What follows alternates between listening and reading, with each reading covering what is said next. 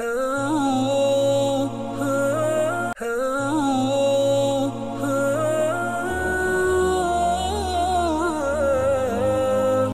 அல் மஸ்ஜிதுல் அக்ஸா பதில் மக்சூத் குத்பா. அந்த குத்பா ஷேக் முகமது ஹுசைன் ஹபிதுல்லாஹ். இந்த குத்பாவோட தலைப்பு ஹிஜ்ரத் பயணத்தினூடாக நாம் பெற வேண்டிய படிப்பினை. அதே போன்று ஆஷூரா தினம் முடிந்திருந்தாலும் அதிலே நாம் பெற வேண்டிய படிப்பினைகள், நடந்த முக்கியமான நிகழ்வுகள் என்ன என்ற தலைப்பில் ஹம்து ஸலவாத் தக்வாவுடைய வசதிக்கு பின்னால் பொதுவாக மஸ்ஜிதுல் அக்ஸாவை சேர்ந்தவர்களே, பலஸ்தீன் மக்களே, புனித பூமியைச் சேர்ந்த மக்களே, இஸ்ரா மிஅராஜுடைய பூமிக்கு சொந்தக்காரர்களே, பொதுவாக கடந்த கால வரலாறுகளே முஹர்ரமாத்திலே மிக சிறந்த வரலாற்று பின்னணி இருக்கிறது. முஹம்மது ஸல்லல்லாஹு அலைஹி வஸல்லம் அவர்கள் அபூபக்கர் ரலியல்லாஹு சேர்ந்து சென்ற அந்த பிரயாணம், அந்த ஹிஜ்ரத் மிக முக்கியமான படிப்பினை நமக்கு தருகிறது. அதில் பாருங்கள், 2 பேர் அபூபக்கர் ரலியல்லாஹு நபி அவர்களோடு சென்ற அந்த பயணம், இருவரும் குகையில் இருக்கின்ற பொழுது பக்கத்தில் இருக்கின்ற சகோதரனை பார்த்து நபி அவர்கள் அபூபக்கரை பார்த்து லா தஹ்சன், கவலைப்பட வேண்டாம், சஞ்சலப்பட வேண்டாம், துக்கப்பட வேண்டாம், நிச்சயமாக அல்லாஹ் இன்னல்லாஹ மஅனா என்ற ஆயத் நமக்கு ஒரு பெரும் ஆறுதல், பெரும் படிப்பினை. தௌபா 40வது வசனம். எனவே முஹர்ரமாத்துடைய 10ஆம் நாள் என்பது ஒரு முக்கியமான, நாம் கடந்து வந்திருக்கக்கூடிய இந்த 10ஆம் நாள் ஆஷூரா நோன்பு நாள் இருக்கிறது. நோன்பு ஒரு வகை இபாதத்தாக இருந்தாலும் ஒரு முக்கியமான ஒரு வரலாற்று பின்னணியை கொண்ட நாளாக இருக்கிறது. அது 10ஆம் நாள் முஹர்ரமுடைய ஆஷூரா என்று பெயர் சொல்லப்பட்டிருக்கிறது. அதில் மிக முக்கியமான வரலாற்று சிறப்புமிக்க சம்பவம் இருக்கிறது. அநியாயக்கார கும்பல் அழிக்கப்பட்டது. மூசா அலைஹிஸ்ஸலாத்துக்கு அல்லாஹ் வெற்றியை கொடுத்தது, அவர்களுக்கு அல்லாஹ் பாதுகாப்பை கொடுத்து அவர்களை காப்பாற்றியது. ஆட்டிப்படைத்த அநியாயக்காரன், அக்கிரமக்காரனை அல்லாஹ் மூழ்கடித்து சாகடித்தது அந்த நாள் தான் கடலிலே. அது ஒரு படிப்பினையாக மாறி இருக்கிறது. எனவே அந்த படிப்பினை இந்த ஆஷூரா தினத்தை நமக்கு மிக முக்கியம். மூசா கடலை தாண்ட வைத்து அவர் கடலுக்குள்ளே அவர்களை மூழ்கடித்து அப்படி அவனை அல்ல என்று வரை பாதுகாத்து வைத்து படிப்பினைக்காக வைத்திருக்கிறார். எனவே இதெல்லாம் நமக்கு ஒரு படிப்பினையும் நம்மை தைரியமூட்டக்கூடிய நிகழ்வுகள். எனவே அது எப்பொழுதுமே அது அழிக்க முடியாத ஒரு குர்ஆன் வசனமாக அது மாறி இருக்கிறது. எப்பொழுதுமே அதுக்கு நாங்கள் மிக மரியாதை கொடுக்கின்ற ஒரு நிகழ்வாக அந்த மூசா அலைஹிஸ்ஸலாத்துடைய பாதுகாப்பும் ஃபிரௌனுடைய அழிவும் அமைந்திருக்கிறது. எனவே இஸ்ரா மிஅராஜுடைய மக்களே, மஸ்ஜிதுல் அக்ஸா இந்த புனித பூமியில் இருக்கக்கூடியவர்களே, எப்பொழுதுமே இன்று நாம் கூட எப்பொழுதுமே அந்த நாளோடு நம்முடைய நிலைமையை ஒப்பிட்டு பார்க்க வேண்டும். எல்லாரும் முன்னே வாழ்ந்த நபிமார்கள், ரசூல்மார்கள் எல்லோருமே சத்தியத்துக்காக போராடினார்கள். உண்மை வெல்ல வேண்டும், சத்தியம் வெல்ல வேண்டும் என போராடினார்கள். அநியாயக்காரர்களுக்கு எதிராக பாடுபட்டார்கள். அநியாயம் இழைக்கப்பட்டவர்களுக்கு சார்பாக அவருடைய உரிமையை பெற்றுக் கொடுக்க முயற்சித்தார்கள். அடக்கி ஆளப்பட்ட பலகீனர்களை காப்பாற்றுவதற்காக வேண்டி பாடுபட்டார்கள்.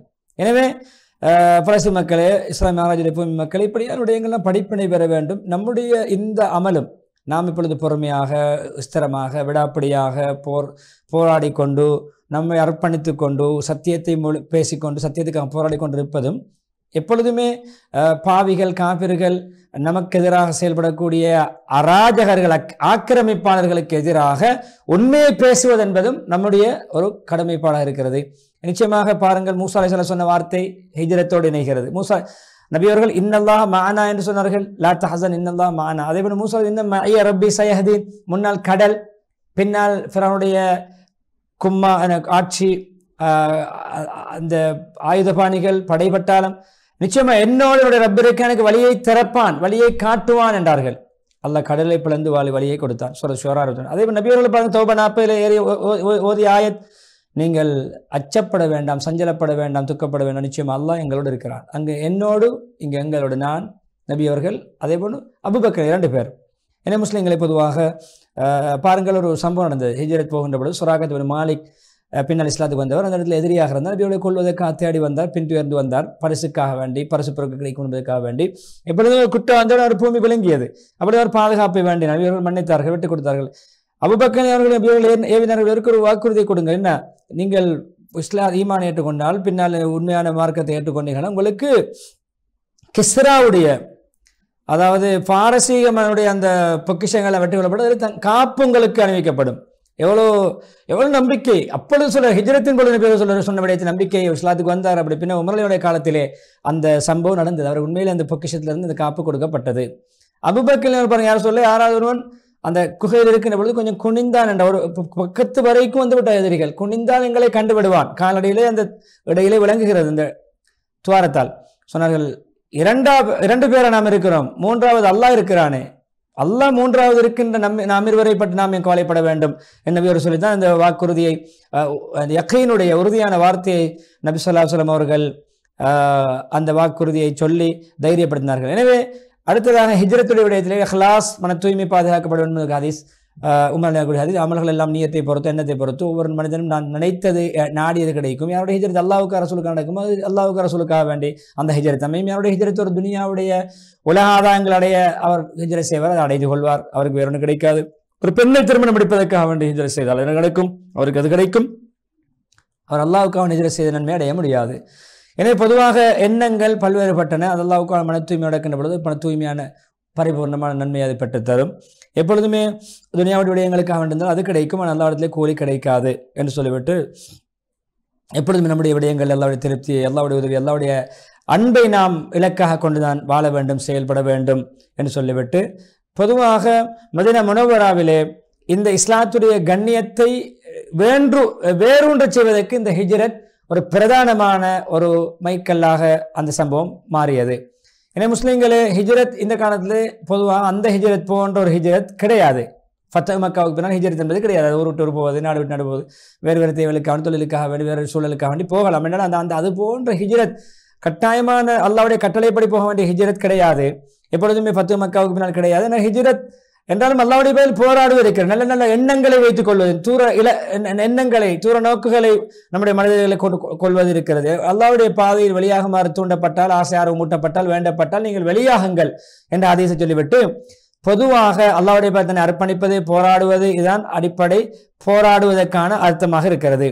எனவே நாங்கள் இன்று செய்கின்ற வேலை மஸ்ஜிதை பாதுகாக்க, ஈமானை பாதுகாக்க, ஏத்துவதை பாதுகாக்க, இப்படியான விடயமும் அந்த போராட்டங்களில் உள்ளதாகத்தான் இருக்கிறது. அல்லாஹ் நிச்சயமாக அது நம்முடைய உரிமையை, நம்முடைய ஊரை, நம்முடைய நாட்டினுடைய நிலத்தை, நம்முடைய உரிமைகளை, கடமைகளை, மஸ்ஜிதை பாதுகாக்க, புனித ஸ்தலங்களை பாதுகாக்க போராடுகின்ற போராட்டமும் நிச்சயமாக அதிலே சேரும் என்பதிலே சந்தேகம் கிடையாதுன்னு சொல்லிவிட்டு நாங்கள் பொறுமையோடு எப்பொழுதுமே உண்மையை சத்தியத்திலே நிலையாக, ஈமானிலே உறுதியாக இருந்து போராடுகின்ற ஒரு கூட்டத்தை நம்முடைய நாட்டிலே பார்க்கிறோம். குறிப்பாக கஸாவிலே நாங்கள் பார்க்கிறோம். எப்பொழுதுமே கஸா ஒரு ஊரில் இருந்து இன்னும் ஒரு மக்கள் அங்கும் இங்கு நடுமாறிக்கொண்டு தள்ளாடி கொண்டிருக்கிறார்கள். என்றாலும் அவர்கள் அந்த கஸாவை விட்டு கொடுக்கவில்லை, அங்கிருந்து யாரும் போகவில்லை. ஒரு ஊர் இன்னும் ஊருக்கு போனாலும் கஸா மக்கள் கஸாவிலே, காசான்னு சொல்கிறோம், அந்த கஸாவில் இருக்கிறார்கள். தியாகங்கள் என்ன, அவர்களுக்கு நடக்கின்ற அநியாயங்கள் என்ன, அவர்கள் கைவிடப்பட்டு விட்டார்கள். என்றால் அவர்கள் நம்பிக்கை இழக்கவில்லை. அவர்களுக்கு ஆக்கிரமிப்பாளர்கள் எவ்வளவு ஆக்கிரமித்தாலும் அவர்கள் தன்னுடைய ஊரை, தன்னுடைய நிலத்தினுடைய வேட்டையினுடைய உரிமைகளை விட்டுக் கொடுக்காமல், இஸ்லாத்தை விட்டுக் கொடுக்காமல் போராடுகிறார்கள் என்பது மிக பாராட்டுக்குரிய மிக ஒரு விடயம், தைரியமான ஒரு விடயம், ஈமானை உறுதி செய்கின்ற ஒரு விடயம். எனவே எப்பொழுதுமே நிச்சயமாக நாம் ரசூல்மார்களுக்கும் ஈமான்தாரிகளுக்கும் உலக வாழ்க்கையில் உதவி செய்வோம் என்ற நெருக்கமாக இருக்கிறது, நடக்கும்.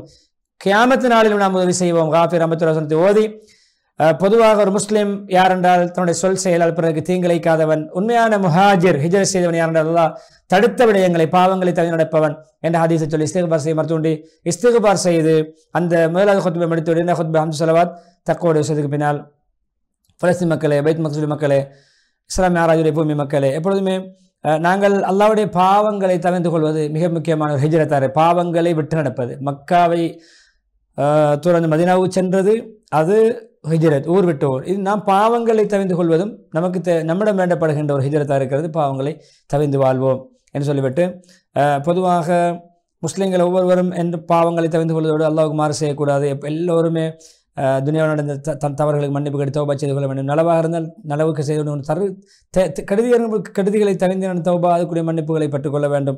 முஸ்லீம்களை பொதுவாக அடியார்களுடைய நன்மைகளை, தீமைகள் எல்லாவற்றையும் அல்லாஹ் பதிந்து வைத்திருக்கிறான். கியாமத் நாள் அவர்களிடத்தில் அல்லாஹ் ஒப்படைத்து நீங்கள் உங்களுடைய வேதத்தை ஏற்றை வாசித்துக் கொள்ளுங்கள், நீங்களே உங்களிடம் கேள்வி கணக்கு கேட்டுக்கொள்ள போதுமானவன் அல்லாஹ் ஒப்படைத்து விடுவான். இஸ்ரா 14வது வசனம். உங்களுடைய செயல்களை பார்த்து நீங்களே முடிவெடுத்துக் கொள்ளலாம். எனவே பொதுவாக பின்னால் பாருங்கள் ஹிஜ்ரத், அதுக்கு அபூபக்கருடைய படித்த அந்த பாஸ்தரில் படித்த ஈமான், யகீன், அந்த பேணுதல், அந்த மன உறுதி.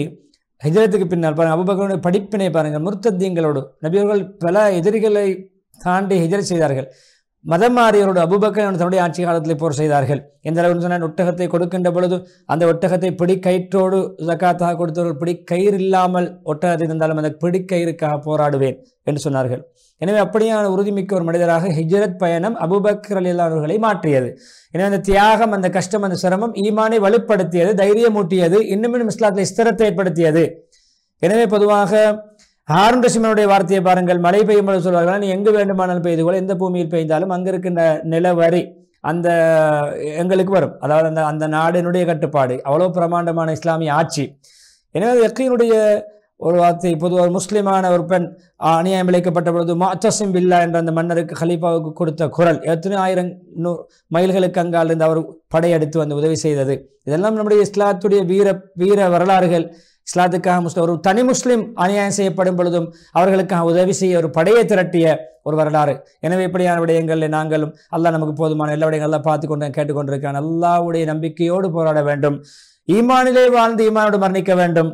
ஹஸ்புனல்லாஹ் வ நிஅமல் வக்கீல் என்ற வார்த்தையை நாங்கள் எப்பொழுதும் அடிக்கடி எங்களுக்கு அல்லாஹ் போதுமான, அல்லாஹ் சிறந்த பொறுப்புதாரி பாதுகாவன் என்பதை நாங்கள் மீட்டு மீட்டு ஓதிக்கொண்டே இருக்க வேண்டும் என்று சொல்லிவிட்டு இறுதி கட்டத்திலே இஸ்ரா மிஅராஜுடைய பூமி மக்களே, சில டைமில் ஒரு கேள்வி ஒருவர் கேட்கலாம். அதாவது சென்ற வார குத்துபா, அதுக்கு முந்தைய தினம் நடந்த ஒரு விடயம், மஸ்ஜிதுல் அக்ஸாவுக்குள்ள ஒரு ஆக்கிரமிப்பு, ஒரு ஊடுருவல் நடந்தது. அப்படி நடந்து அந்த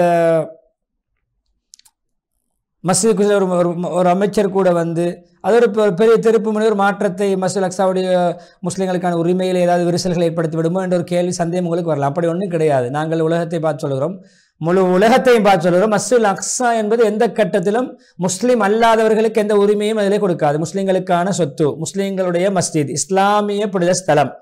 அது எங்களுடைய முடிவு அல்ல, அல்லாஹ்வுடைய முடிவு. குர்ஆனிலே அல்லாஹ், குர்ஆனுடைய இருதயம், குர்ஆனுக்குள்ளே அல்லாஹ் பதித்த ஒரு வரலாற்று உண்மை. அதான் சூரா பனி இஸ்ராயலுடைய முதலாவது வசனம். அதாவது பனி இஸ்ராயல் இஸ்ரவேலர்களுடைய முதலாவது வசனமே, அல்லாஹ் தூய்மையானவன், எப்படிப்பட்டவன், தன்னுடைய அடியான் முஹம்மது ஸல்லல்லாஹு அலைஹி வஸல்லம் இரவிலே மஸ்ஜித் ஹராமிலிருந்து மஸ்ஜிதுல் அக்ஸாவுக்கு இராப்பயணம் செய்ய வைத்தான். அது எப்படியான மஸ்ஜிதுல் அக்ஸா, அதை சூழ நாங்கள் பரக்கத் செய்திருக்கிறோம், பரக்கத்து செய்த மஸ்ஜிதுல் அக்ஸாவை நோக்கி. இஸ்ரா முதலாவது வசனம்.